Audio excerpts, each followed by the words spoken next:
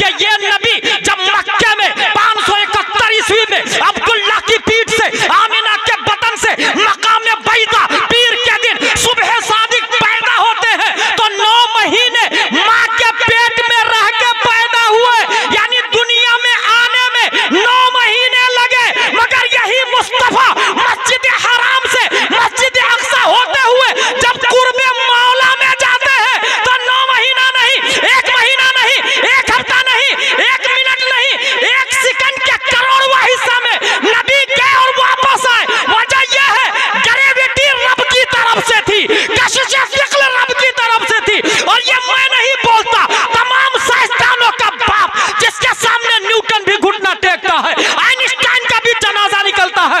इमाम अहमद रजा खान ने जब इस मोमेंट की तर्जमानी की तो कलम से कहा लिख, हिजाब उठने में लाखों पर्दे, हर एक पर्दे में लाखों जलवे। अजब घड़ी थी कि वस्ल फुरकत, जन्म के बिछड़े गले मिले थे। वही है अव्वल, वही है आखिर, वही है जाहिर, वही है बातिन, उसी के जलवे, उसी से मिलने, उसी से उसकी तरफ गए थे। अल्लाह अकबर, या रसूलल्लाह।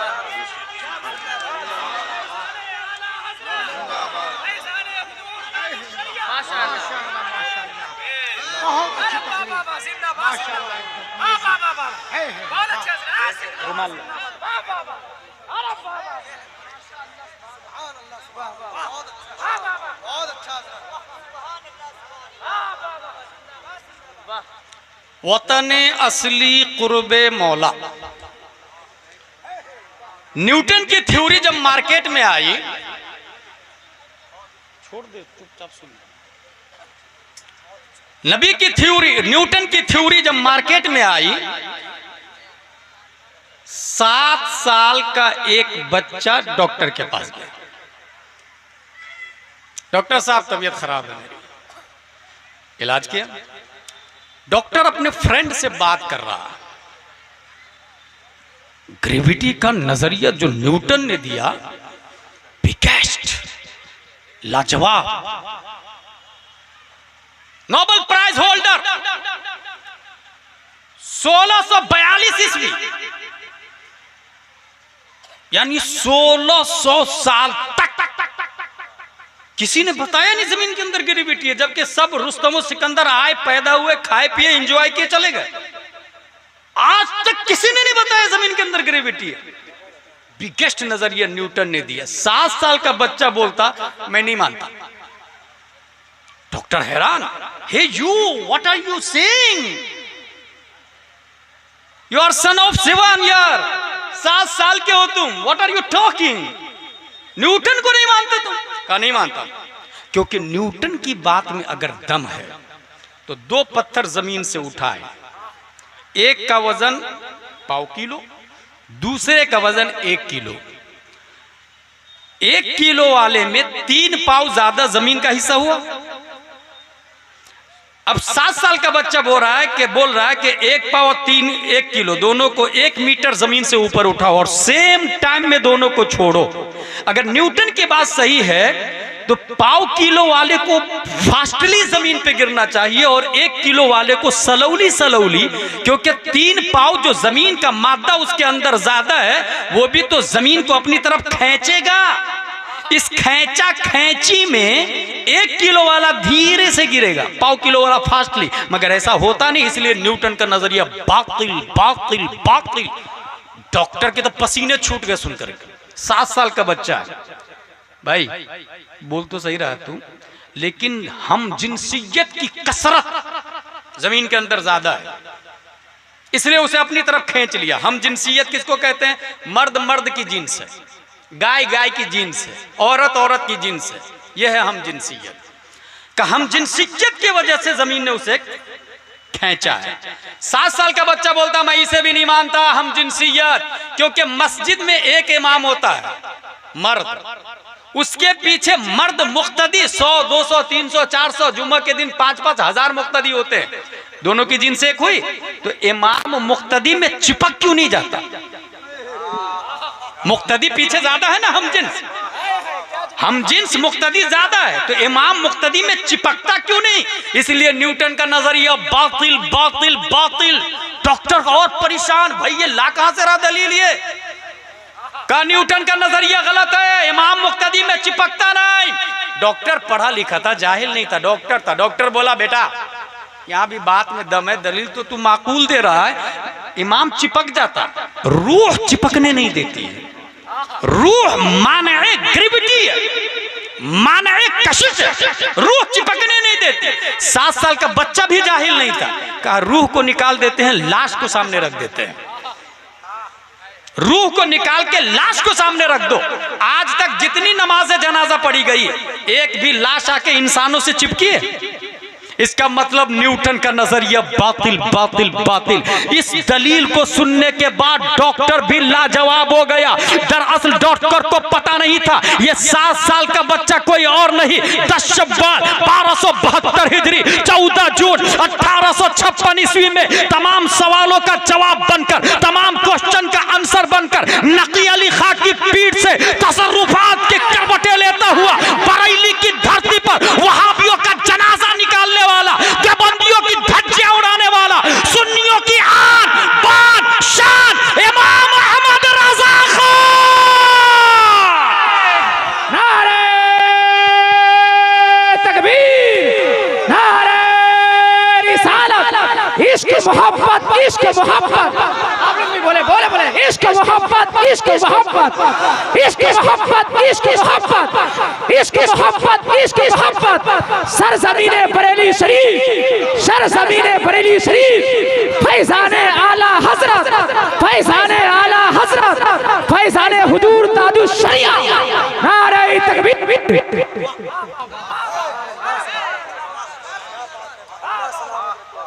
याद रखिएगा, आला हजरत ने सिर्फ और सिर्फ वहाबी देवबंदी का चेहरा बेनकाब नहीं किया है, न्यूटन का भी जनाजा निकाला है इमाम अहमद रज़ा खान ने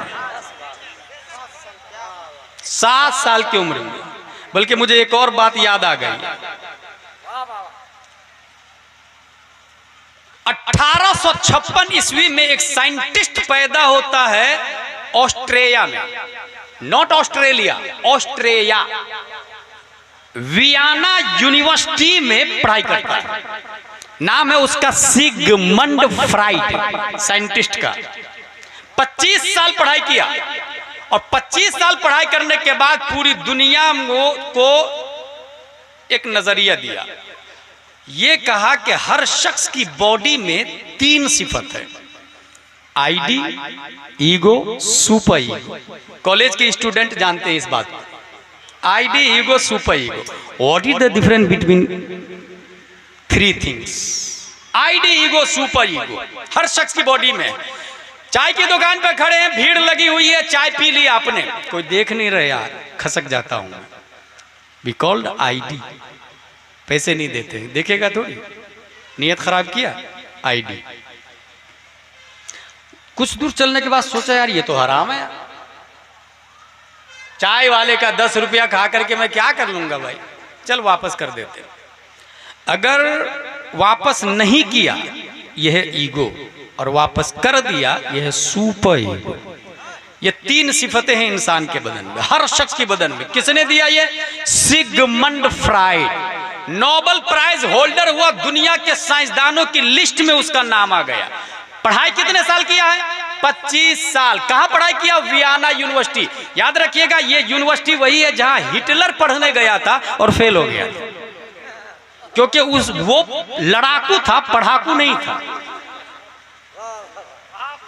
हिटलर उसी यूनिवर्सिटी में फेल हुआ है। 25 साल पढ़ाई किया उसने, दुनिया को नजरिया दिया, आईडी, ईगो, सुपर ईगो।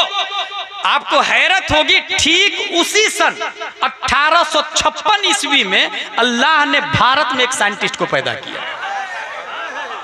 1856 ईस्वी में, ठीक उसी साल भारत में साइंटिस्ट को पैदा किया। और वो भारत का साइंटिस्ट वियना यूनिवर्सिटी में 25 साल पढ़ने नहीं गया, बल्कि किसी convent, saint Pius, saint Joseph, little flower, Christian missionary, Oxford कहीं गया ही नहीं। न ABCD EFGH IJKL MNO PQRST UVWXYZ पढ़ा, और न ही किसी दारुल उलूम में दाखिला लेकर के अलिफ बा ता सा जीम हा खा दाल दाल रा ज़ा सीन शीन सो लो तो ज़ा ऐन गैन फे ज़ा ऐन गैन फा क़ाफ काफ लाम मीम नून वाव हा लम अलिफ हमजा या, न किसी मदरसे में नाम लिखाया जाके, न किसी स्कूल में गया। 2.5 साल की उम्र है, सामने से तवाइफ की जमात गुजर रही थी। 2.5 साल का बच्चा अपना लंबा कुर्ता उठाता है और आंखों को छुपा लेता है। तवाइफ मुस्कुराने लगी, वाह रे मियां, जिसे छुपाना चाहिए उसे खोल दिया और जिसे खुला रहने देना था उसे छुपा लिया तुमने। 2.5 साल का बच्चा जवाब देता है, खातून सुनो, पहले नजर बहकती है, तब दिल बहकता है, तब पांव खता करते हैं। वियना यूनिवर्सिटी में पढ़ा 25 साल और जो 3 नजरिया दिया पूरी दुनिया में, 3 चीजें, 3 सिफतें इंसान की बताया, ये 2.5 साल का बच्चा बगैर पढ़े लिखे पूरी दुनिया को नजरिया दे दिया। वो 2.5 साल का बच्चा कोई और नहीं, अपने वक्त का इमाम आज़म, अपने वक्त का इमाम मालिक, अपने वक्त का इमाम शाफई, अपने वक्त का इमाम अहमद बिन हंबल, फतावा रज़विय्या का मुसन्निफ, कंज़ुल ईमान का मुसन्निफ, हज़रत इमाम इश्क़ व मोहब्बत इमाम अहमद रज़ा खान।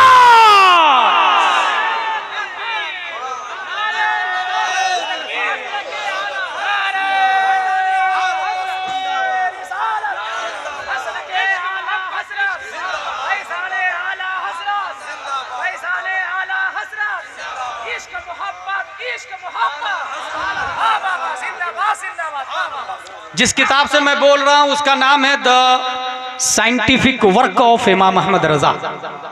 इस किताब से बोल रहा हूं। टर्निंग एप्पल, 2 एप्पल हो गए, तीसरा एप्पल आ रहा, वमा अलैना इल्लल बलाग। तीसरा एप्पल, एक आदमी को 1 करोड़ रुपया मिल जाए, क्या करेगा? वो देखेगा लेफ्ट राइट बैक फ्रंट, कोई देख तो नहीं रहा, हाँ कोई नहीं है। देखा, एक आदमी को एप्पल मिल गया, उसने खा लिया। खाने के बाद सोचा यार ये तो हराम हो गया है, एप्पल वाले से तो पूछा ही नहीं मैंने। यहीं पे दिमाग को रोके, और जितने लोगों ने हराम खाया है अभी तक वो सोचे कि हमने अगर हराम खाया है तो उसका कफारा हमें क्या देना होगा। वो आदमी एप्पल वाले को ढूंढा। जितने लोगों ने हराम खाया है वो जिसका पैसा है उसको ढूंढे। 1 रुपया भी किसी का ले लिया है तो वो मर गया है तो उसके बेटे को जाके दे, उसके खानदान को जाके वापस करे। अगर जमीन पड़ोसी की दबा ली है आपने, 1 इंच और 10-15 मंजिला बिल्डिंग बना लिया है, वो बिल्डिंग तोड़े और वो जमीन वापस करे। और याद रखे, अगर आपने नहीं तोड़ा, मैदान महशर में वो बंदा हाजिर, मौला मेरी 1 इंच जमीन ले ली इसने, या 1 रुपया ले लिया इसने, या 1 एप्पल मेरा खा गया मेरे बाग से मेरे पूछे बगैर। क्यों तुमने इसका एप्पल खाया? हाँ मौला खा लिया, मुझे पता नहीं था इतनी छोटी बात तेरी बारगाह में आके कंप्लेन करेगा, मुझे पता नहीं था। अगर ये जुमला बोला तो रब उलमा को हाजिर करने पर कादिर है कि क्या मस्जिद में हर जुम्मा आधा घंटे तकरीर करके ये नहीं बताते थे एप्पल खाना भी हराम है चोरी का, 1 रुपया भी खाना हराम है चोरी का, समोसा खाना भी हराम है चोरी का, अंगूर खाना भी हराम है चोरी का। इमाम हसन बसरी का नाम अगर नहीं सुना है तो सुने।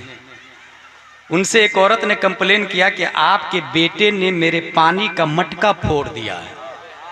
इमाम हसन बसरी अपनी बीवी से जाके पूछते हैं, जब ये पेट में था तो तुमने कौन सा गुनाह किया था?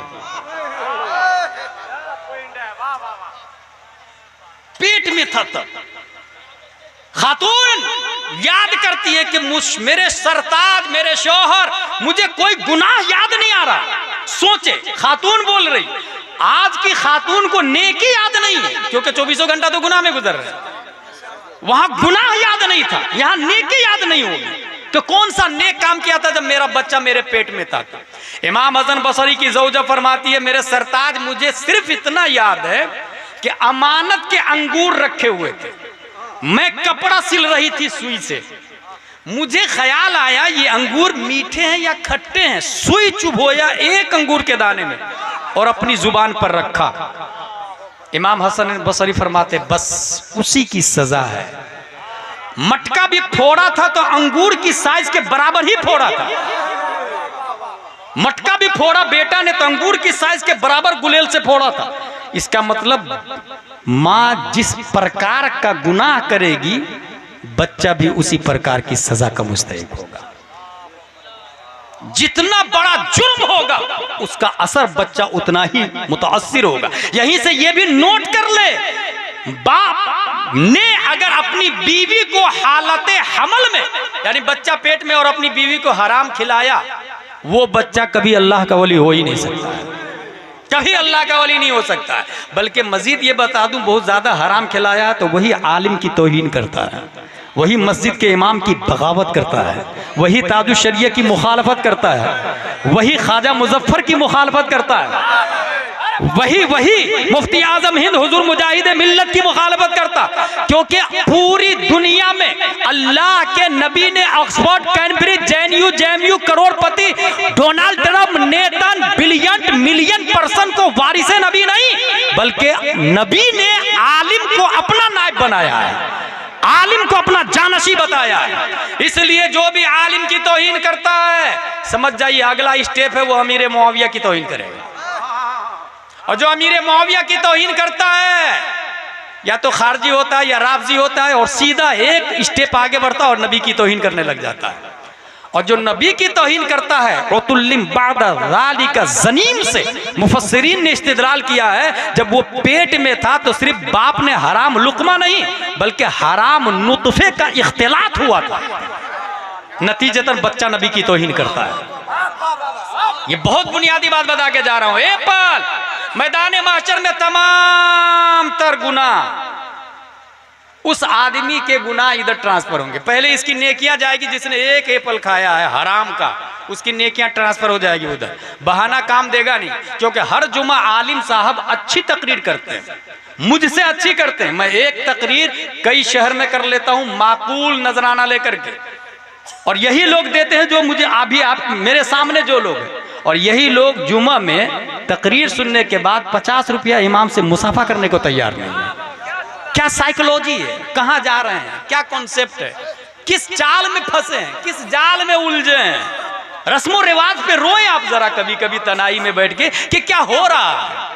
हमसे अच्छी तकरीर मैं दावे के साथ कहता हूँ, क्योंकि मैं हर जुमा आपकी मस्जिद में थोड़ी रहता, हर रोजाना आपके शहर में थोड़ी रहता, लेकिन इमाम साहब तो रोजाना आप ही के शहर में रहते हैं। पब्लिक सेम होती है इसलिए तकरीर बदलनी पड़ती है। इसलिए हर जुमा को जुमा में तकरीर से पहले जाए और 50-100 रुपया का मुसाफा ज़रूर करे, और महीने में एक बार आलिम साहब की दावत घर पे करे।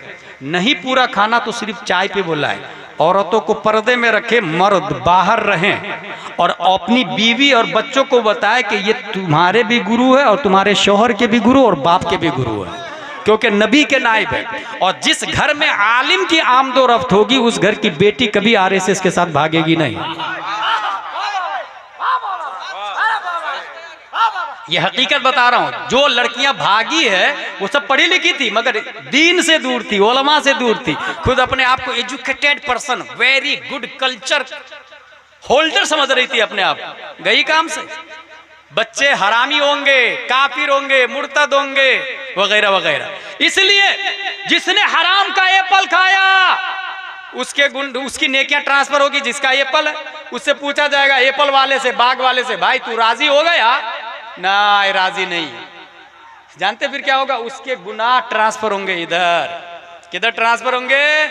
जिसने एप्पल खाया है। अच्छा, इसकी नेकियां तो गई। नेकियां कहाँ की थी? यही रोजा, नमाज, जुमा कभी कभी पढ़ा था, जो भी नेकियां थी। अच्छा, कुछ लोग करोड़पति होते हैं और वो ये सोचते हैं कि मैं तो 50 उम्रा कर लिया हूं, तो एक एप्पल हराम का खा लिया तो क्या हो गया। इसलिए मसला सुने, 50 उम्रा नहीं, 100 हज भी कर ले, जब तक वो हराम का एप्पल वापस नहीं करेंगे उस गुनाह का कफारा कोई हज नहीं कर सकता, कोई उम्रा नहीं कर सकता। 11 देग रोजाना 11वीं शरीफ में गरीबों को खिलाए, वो 1 इंच हराम की जमीन जब तक वापस नहीं करेंगे गौसे आजम बख्शवाने वाले नहीं है। ये बंदे का हक है। फतावा रज़विया शरीफ में लिखा है, जब तक बंदे का हक नहीं अदा करेगा हज उसके गुनाहों का कफारा नहीं हो सकता। ये ऐसे ही है जैसे हाथ में गोबर ले लिया आपने और फिर नहा रहे हैं 10-15 बाल्टी नहीं, 100 बाल्टी से नहाए, पाक होंगे क्या? गोबर छोड़ना पड़ेगा पहले। कुआं के अंदर कुत्ता गिर के मरा हुआ है, 200 बाल्टी पानी है कुआं के अंदर, पूरा 200 बाल्टी पानी निकाल दिया, फिर नया 200 बाल्टी डाला, क्या कुआं पाक होगा?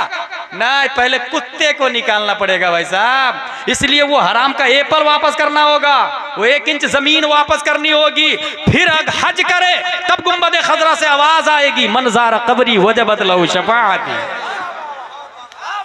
एप्पल खाया यार, ये हराम का कि हलाल का? चलो तो ढूंढता हूं मैं एप्पल वाले को, ढूंढते ढूंढते गार्डन मिल गया। बाग वाले भाई साहब, मैंने आपका एप्पल खाया है, माफ कर दीजिए ना। नहीं माफ करूंगा मैं, तूने एप्पल खाया, सजा भुगतनी पड़ेगी। हुजूर क्या सजा होगी? कहा मेरे पास तुम्हारे लिए एक माकूल सजा है। कहा हुजूर क्या सजा है? कहा अंधी लंगड़ी लूली बहरी गूंगी लड़की है, उससे शादी कर, तब एप्पल की सजा माफ करूंगा। उसने सोचा एप्पल खाने वाले ने, अगर ये माफ नहीं किया तो जहन्नम में जाऊंगा, और अगर इस अंधी लड़की को ले लेता हूं निकाह में तो बदले में हूर मिलेगी, बदले में हूर मिलेगी। और अगर, क्योंकि एप्पल की सजा माफ हो जाएगी, और एप्पल की सजा माफ नहीं हुई तो हूर से भी महरूम, जहन्नम में भी जाऊंगा। इसलिए कहा ठीक है, मंजूर है, अंधी लंगड़ी लूली लड़की से मैं निकाह करूंगा, एप्पल माफ कर दीजिएगा? कहा हाँ माफ कर दूंगा। माफ हो गई, एप्पल की सजा माफ, कबूल है कबूल है कबूल है, अंधी लंगड़ी लूली लड़की से निकाह हो गया। जब सुहाग रात में गए तो देखा खूबसूरत लड़की, आंख का नाक हाथ पांव वाली, फौरन उल्टे पांव वापस। हजरत हजरत हजरत, आपने जो लड़की बताई थी अंदर वो नहीं है। कहा वही है। कहा वो नहीं है हुजूर, आपने जो कहा था वो नहीं है। कहा मैंने क्या कहा था? कहा आपने कहा था अंधी है, वो अंधी नहीं आंख वाली है। कहा अंधी इसलिए कहा था कि कभी उसने गैर मर्द को देखा ही नहीं। हुजूर वो हाथ वाली है, लूली नहीं है, आपने लूली कहा था। लूली इसलिए कहा था कि हाथों ने कभी हराम काम किया ही नहीं। हुजूर आपने गूंगी कहा था, वो तो बोल रही है। गूंगी इसलिए कहा था कि कभी जुबान ने हराम बोला ही नहीं। बहरी इसलिए के कानों ने हराम सुना ही नहीं। लंगड़ी इसलिए के पांव हराम की तरफ चले नहीं। अल्लाहू अकबर, इतनी नेक। यहीं से पता चला अपनी बेटी को अंधी बनाए, लंगड़ी बनाए, लूली बनाए, बहरी बनाए, गूंगी बनाए। शादी हो गई, चंद महीनों के बाद बेशारत उज़्मा, चंद सालों के बाद एक बच्चा पेट में परवान चढ़ने लग जाता है, और जब बच्चा विलादत के करीब है तो उसके ख्वाब में, किसके ख्वाब में? जिसने एप्पल की माफी मांगी थी, उसके ख्वाब में हजरत आदम अलैहिस्सलाम आए, हजरत नूह अलैहिस्सलाम है, हजरत मूसा अलैहिस्सलाम है, हजरत ज़करिया अलैहिस्सलाम है। यही नहीं, हजरत अबू बकर सिद्दीक है, हजरत फारूक आजम है, हजरत उस्मान गनी है, हजरत अली है। सिर्फ यही नहीं, इन सितारों के बीच में साहिब गुंबद खजरा है, साहिब काबा कौसैन है, प्यारे मुस्तफा है, और उनको बिशारत दे रहे हैं, या अबा सालेह इन्नल्लाह अताका इब्नन हुवा वलिय्यी व वलिय्युल्लाह व महबूबी व महबूबुल्लाह व सयकूनु लहु शानुन फिल औलिया कशानी बैनल अंबिया व रसूल। ए अबू सालेह, तुम्हारे यहाँ जो बच्चा पैदा हो रहा है वो मेरा भी वली है, अल्लाह का भी वली है, वो मेरा भी महबूब है, अल्लाह का भी महबूब है। उस एप्पल माफी मांगने वाले का नाम शेख अबू सालेह है, अंधी लंगड़ी लूली बहरी लड़की का नाम उम्मुल खैर फातिमा है। इन दोनों के पेट से जो बच्चा पैदा हुआ, पीरों के पीर, रोशन ज़मीर, सैयदना, सनदना, दलीलना, हुज्जतना, गौसना, गयासना, मुगीसना, हुजूर शेख अब्दुल कादिर जीलानी है।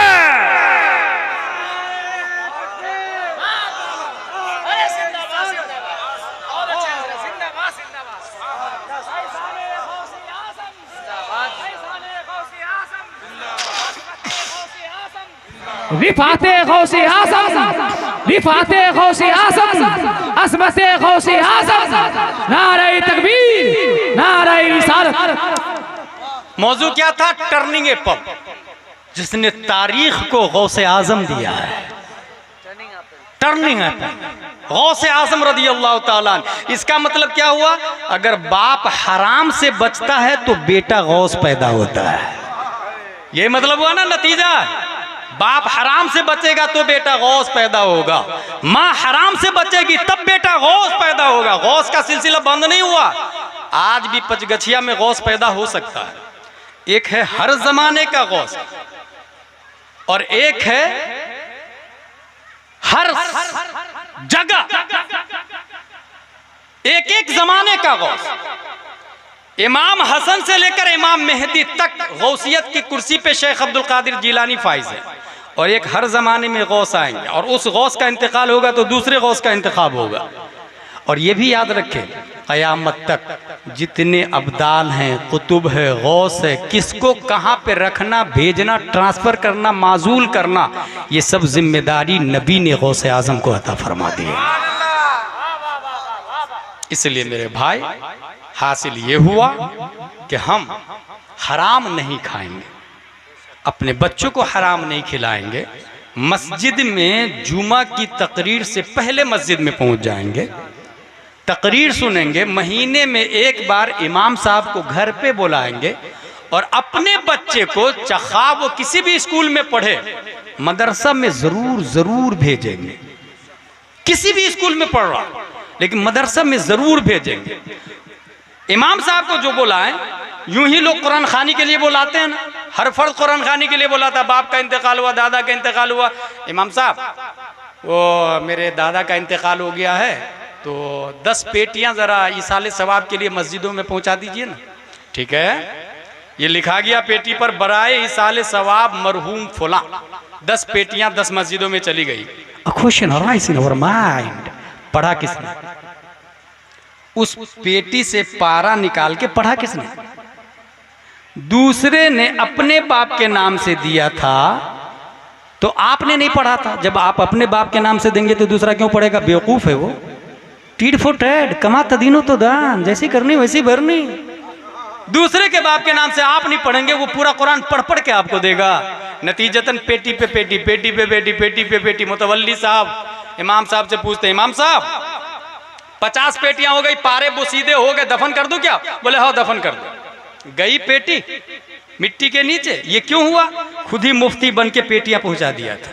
पहले फोन लगा के पूछे इमाम साहब से किस चीज की जरूरत है मस्जिद में, मदरसे में किस चीज की जरूरत है, पहले ये पूछे। अगर जरूरत यसरनल कुरान की है और दिया पारे की पेटी, यसरनल कुरान से जो जरूरत पूरी होगी वो पारे की पेटी से नहीं होगी, पारे की पेटी से नहीं होगी। वही हो गया, दर्द हो रहा सर में और इलाज कर रहे हैं घुटना का। जिस चीज की जरूरत हो, एक बात। दूसरी बात, मदरसे के मोहतमिम साहब, हजरत 10 बच्चे को भेज दीजिएगा, कुरान शरीफ पढ़वाना है मेरे दादा के इसाले सवाब के लिए। ओके, पहली बात, वो जो सवाब आपने लिया है ना, वो भीख में लिया।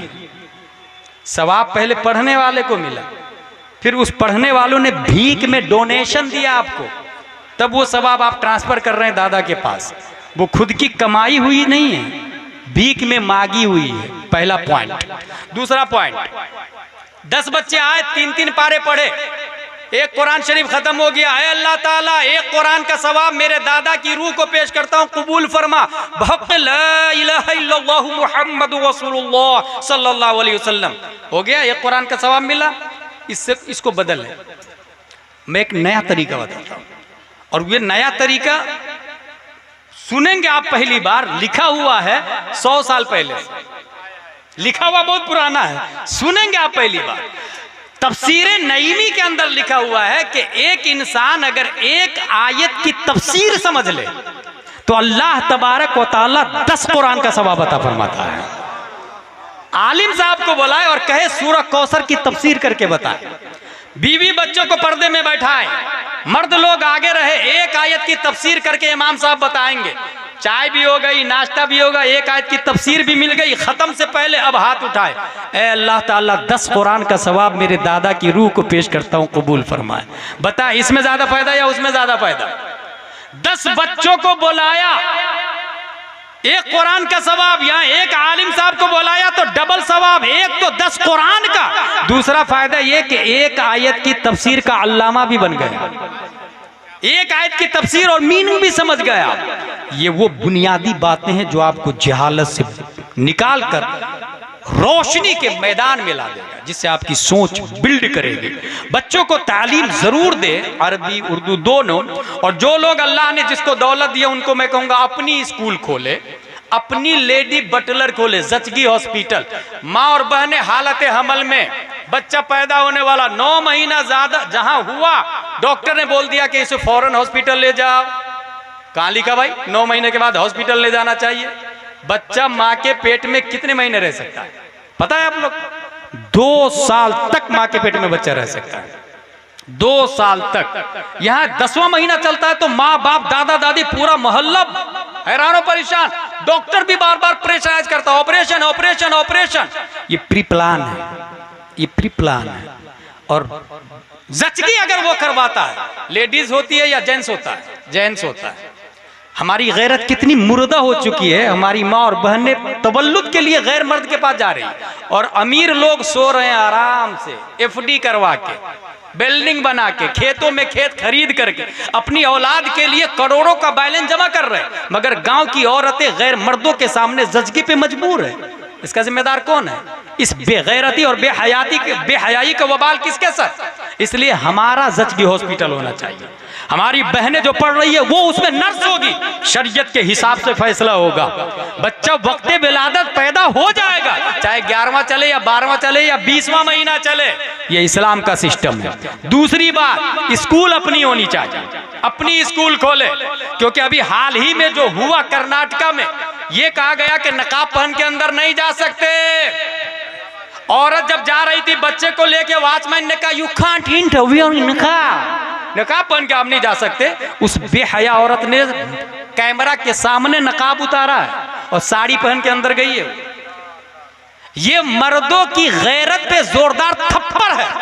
अगर गैरत ईमानी उस खातून की बाकी होती और तालीम होती जर्रा बराबर, वो खातून के अंदर कनीज़े फातिमा का सलीका होता तो वॉचमैन को थप्पड़ मारती और स्कूल के गेट पर जूतियों का हार डालती, फिर वापस पलटती और समाज में यह कहती हमारी अपनी स्कूल होगी और अपनी स्कूल में अपना यूनिफॉर्म होगा और अपना यूनिफॉर्म के साथ अपना सिलेबस होगा। जब अपना यूनिफॉर्म होगा, अपनी स्कूल होगी, बायलॉज हमारा होगा, नियम हमारा होगा, सिस्टम हमारा होगा। जब बात यूनिफॉर्म की आएगी तो लड़कों के लिए कुर्ता पजामा टोपी यूनिफॉर्म रखेंगे और लड़कियों के लिए नकाब यूनिफॉर्म रखेंगे। सिलेबस की बात आएगी तो उसमें सीबीएसई के साथ में हम नर्सरी में तामीर अदब भी दाखिल करेंगे। अव्वल दोम सोम चहारुम पंजुम, पहली में आएगा अनवार शरीयत भी पढ़ेगा, दूसरी में कानून शरीयत, तीसरी क्लास में बहार शरीयत, चौथी पांचवी छठवीं जब कॉलेज क्रॉस करेगा फतावा रज़विया भी दाखिले निसाब होगा।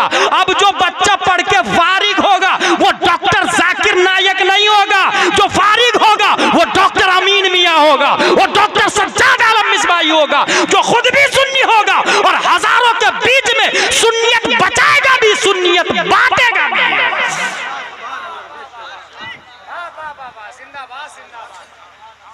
ये वो बात है जो यहां से उठने के बाद कोई ये नहीं बोलेगा अजहरी साहब ने बहुत अच्छी तकरीर की, जिसने ये बोला वो पानी फेर दिया, वो अमल करेगा, रात से ही अमल करेगा कि जुम्मा में तकरीर से पहले जाऊंगा। पैसे वाले ये सोच ले हमारी स्कूल होगी, जचगी हॉस्पिटल हमारा, लेडी बटलर हमारी होगी, वो प्लान कर ले।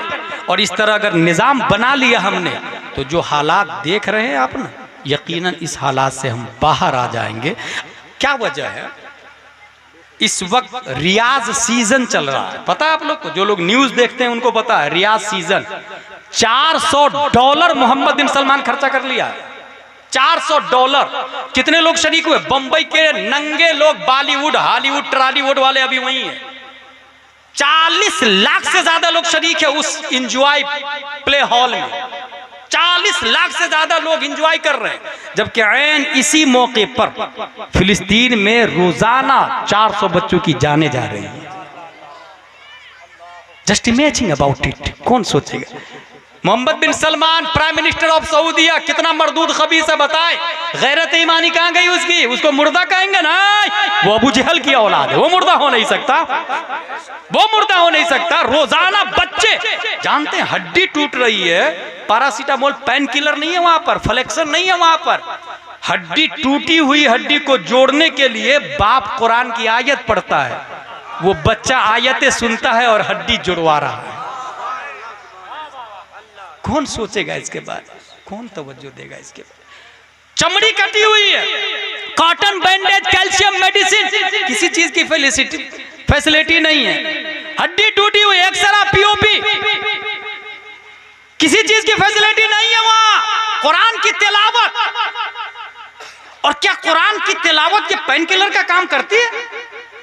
क्वेश्चन राइज, क्या ऐसा हो सकता? मुमकिन है? चले मेडिकल वाले से पूछ लेते, मेडिकल भाई साहब, क्या कुरान की तिलावत से इंसान अपने दर्द को भूल जाएगा? कुरान की तिलावत पेन किलर का काम कर सकती है? तो डॉक्टर ने जानते क्या बोला है? डॉक्टर ने बाज़ाब्ता मेडिकल की किताब में लिखा है, focus on pain free areas if you are hurting from nerve pain in the feet, concentrate on what your hands can do instead. अगर आपके हाथ में दर्द है तो पूरी तवज्जो पांव में दे दे। इस तवज्जो के बटने से हाथ के साथ क्या सुलूक किया जाएगा पता नहीं चलेगा। ये कौन बोल रहा? मेडिकल साइंस बोल रही है। कहां लिखा हुआ है? मेडिकल हिस्ट्री में। पांव के अंदर अगर कटिंग की जा रही है, हड्डी तोड़ी जा रही है, पूरी तवज्जो आप हाथ पे लगा दे, फिर पांव के साथ डॉक्टर जो भी सुलूक करे आपको पता नहीं चलेगा। अब बात समझ में आ गई। मेडिकल साइंस वाले ने तो अभी बोला है, अभी 1400 साल पहले हजरत अली रज़ियल्लाहु ताला अन्हु के जिस्म मुक़द्दस पर जब तीर लग गया, खींचा जा रहा था तो खींच नहीं रहा था, दर्द ज्यादा हो रहा था। मशवरा यह तय हुआ कि जब नमाज में चले जाए उस वक्त तीर निकाला जाएगा। सुम्मा दखल अल इमाम फिस सलाह अद्दा फर्ज़हु सुम्मा दखल फिन नवाफिल फजाअ तबीब कसरा अज़महु शक्का जिल्दहु वस्तखरजा सहमहु व यस्तमिरु अल इमाम फी सलातिही। हालत नमाज में अली है, डॉक्टर आया, चमड़ी को फाड़ा, हड्डी को तोड़ा, तीर को निकाला, मगर नमाज जारी रही क्योंकि अली ने पूरी तवज्जो कुरान की तिलावत पर लगा दी थी। तिलावत होती रही, तीर निकलता रहा, दर्द का पता नहीं चला। ये मैं नहीं, बरेली का इमाम बोलता है, काटा मेरे जिगर से गमे रोजगार का यूं खींच लीजिए कि जिगर को खबर ना।